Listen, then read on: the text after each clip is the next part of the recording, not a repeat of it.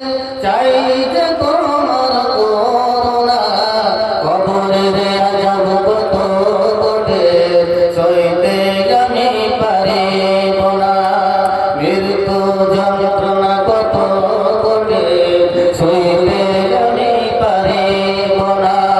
মসজিদের ওই খাটলিখানা আসবে দুয়ারে সবার জানা, মসজিদের ওই খাটলিখানা আসবে দুয়ারে সবার জানা।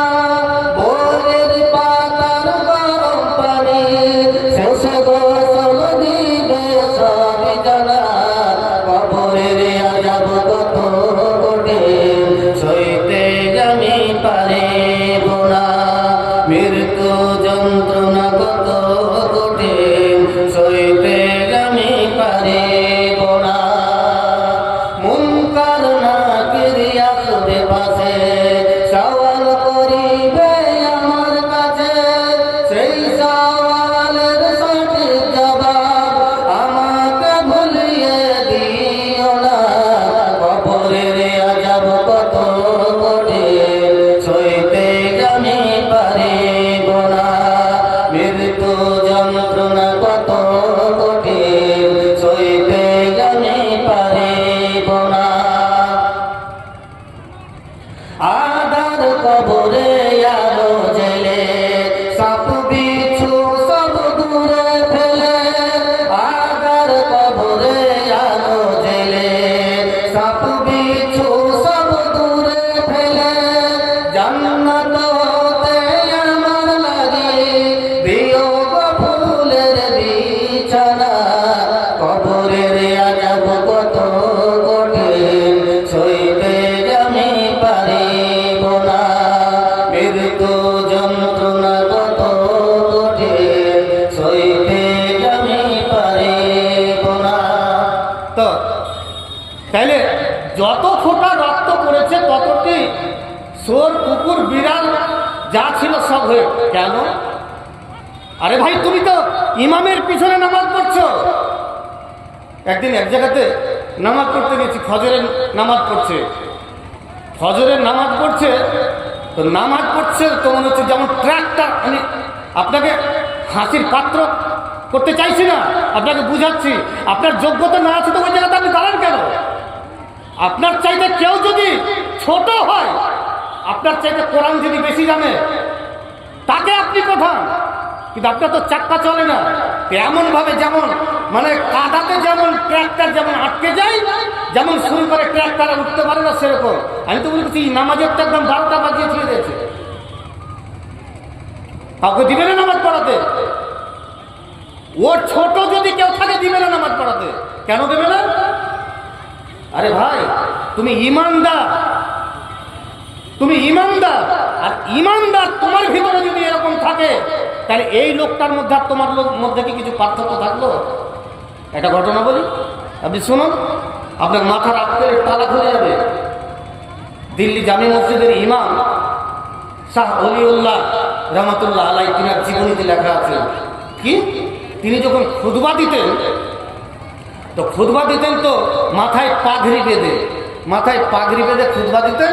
খুতবা দেওয়ার সময়তে পাগড়িটাকে নামতে নামিয়ে চোখটাকে ঢেকে নিতেন। তো বাইরের একটা লোক একদিন গেছে, একজন যুবক গেছে বলছে, আপনি এত বড় মাওলানা, তো আপনি চোখ ঢেকে খুতবা দিচ্ছেন, এটা কেমন ব্যাপার? তো মাওলানা বলছে, বাজি জানতে চাইছ না? তো বলছেন না, আপনাকে বলতেই হবে। আপনি এত বড় একজন আলেম, আপনি খুতবা দিবেন আর আপনি চোখ ঢেকে খুতবা দিবেন, এটা কেমন কথা? বলছে জানতেই হবে। বলছে হ্যাঁ। তো পা খেয়ে আছিস? বলছে হ্যাঁ। হালাল খেয়ে আছিস? বলছে হ্যাঁ। তো বলছে ওকে নিয়ে আসলেন। নিয়ে আসার পরে মেম্বার থেকে শাহ অলিউল্লাহ নেমে গেলেন। নেমে যাওয়ার পরে ওকে উঠালেন। ভালো করে বুঝুন, আপনাকে ভালো করে বোঝানোর জন্য আপনাকে বলছি। আপনার ঈমান, যে ঈমান আপনার একটু যদি কেউ যদি মানে কথা যদি বলে, আপনার ঈমান টলমটল করতে লাগবে। আপনি কি করে বেড়াচ্ছেন আমি তো দেখতে পাই না। আল্লাহ কি আমাকে এরকম পাওয়ার দিয়েছে? কিন্তু আপনি মুখটাকে পবিত্র করলেন, উজু করলেন আর নামাজ পড়লেন, আল্লাহু আকবার, সূরা ফাতিহা পাঠ করলেন। সূরা ফাতিহার মধ্যে আছে কি আপনি জানেন? সূরা ফাতিহা পাঠ করে সালাম ফিরে আসসালামু আলাইকুম ওয়া রাহমাতুল্লাহ, আসসালামু আলাইকুম ওয়া রাহমাতুল্লাহ, বাইরে বেরিয়ে গেলেন। আর বেরিয়ে যাওয়ার পরে ওই পঞ্জরে দুটা লোক পিলে, ওই পঞ্জরে দুটা লোক পিলে গুজর ফুসুর গুজর ফুসুর গুজর ফুসুর গুজর সাথে সাথ মিথ্যে আর চুগলখড়ি আপনি আরম্ভ করে দিলেন। আরে বেকুব, তুমি এখনই নামাজ পড়ে এলে, আল্লাহর পবিত্রতা বর্ণনা করে আসলে, আর তুমি এখনই নামাজ পড়তে পড়তে তোর মুখ দিয়ে ওরকম কথা বের হয় কি করে? তুই এখনই না আল্লাহর সাথে কথা বলে আসলি? তুই এখনই বললি ইহদিনাস সিরাতাল মুস্তাকিম, ইয়াকা না'বুদু ওয়া ইয়াকা নাস্তাঈন, আল্লাহ আমি তোমারই ইবাদত করি, তোমারই কাছে প্রার্থনা করি, আর কারোর কাছে আমি চাই না। তুই এখনই বলে আসলি। আর এই পবিত্র মুখখানাকে তুই আল্লাহর ঘরে, যেখানে আল্লাহর সাথে ডাইরেক্ট তুই কথা বলে আসলি, আল্লাহ তোকে দেখছে, তুই আল্লাহকে দেখছিস, ডাইরেক্ট কথা বলে আসলি। আর কথা বলার পরে আবার মসজিদ থেকে বেরিয়ে তোর মতন হারামখোর দুনিয়াতে বেঁচে যেতে পারবি। তোর নামাজের 5 পয়সার দাম না, তোর নামাজের 5 পয়সার দাম নাই। তোর মতো যদি নামাজি যদি দুনিয়াতে না থাকে, আল্লাহর কিছু যায় আসে না। আল্লাহর সাথে মজাক করতে যাচ্ছ, ঠাট্টা করতে যাচ্ছ মসজিদে। তুমি নামাজ পড়তে গেলে আর নামাজ পড়ে তুমি শুরু করে দিলে, একদম তুমি ভিড় দিলে, কোথায় পেয়েছো তুমি? তুমি মুখটাকে পবিত্র করে গেলে, তুমি মুখটাকে সুন্দর করে গেলে। তোমার নামাজের 5 পয়সার দাম নাই, তোমার ইমামের 5 পয়সা ইমানদারের দাম। সুতরাং এখনো সময় আছে, শুধরে যা। কারণ আমি আগেই বলেছি, আমার ক্ষমতা নাই আপনাকে মারা, আপনাকে আমি মারবো। একজন ভাই 50 টাকা দান করেছেন, আল্লাহ যে উদ্দেশ্যে দান করছে আল্লাহ তার দানকে পূরণ করো। আমার ক্ষমতাই আপনাকে মারা বুঝানো। আমি আগেই বলেছি, আপনার কথা মনোপত হলে আপনি মানবেন, মনোপতি না হলে আপনি ছুঁড়ে ফেলে দেবেন। কিন্তু আমার আপনাকে দরকার পড়বে, এই গ্রামের মন্দিরই দরকার পড়বে, আমি আগেই বলেছি। সুতরাং আপনার ঈমানকে বাঁচিয়ে রাখুন, আপনার সম্পর্কটা আপনি বাঁচিয়ে রাখুন। শাহ ওলিউল্লাহ কি বলছে? তাকে এতে উঠালেন, মেম্বারের উপরে উঠালেন, মেম্বারের উপরে উঠিয়ে বলছে, দেখো সবাই বসে আছে মসজিদে। বলছে জি, সবাই বসে আছে, টুপি মাথায় দিয়ে, একদম সুন্দর বড় বড় দাড়ি, একদম সুন্দর, একদম আল্লাহওয়ালা, একদম কি বলবো, একদম বলছে, দেখলে বলছে হ্যাঁ। তো বলছে এবার চোখ বুঞ্জিলেন। শাহ ওলিউল্লাহ নিজের মাথার পাগড়িটাকে ওর মাথাতে চাপিয়ে দিলেন। চাপিয়ে দেওয়ার পরে তারপরে কিছুক্ষণ থাকার পরে বলছে এক কাজ করো, এবার তুমি চোখ খোলো। পাগড়িটাকে টেনে নিয়েছে, এবার চোখ খোলো।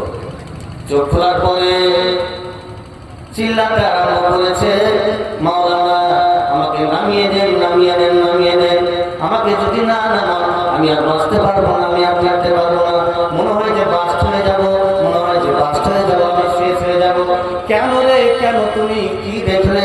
বলছে মাওলানা, যখন আপনি আমার মাথায় পাগড়ি যখন দেননি, সমস্ত লোককে দেখলাম, আর দেখার পরে দেখলাম যে সবাই বসে আছে, একটা কাতারে মাথায় টুপি মাথায় দিয়ে বসে আছে।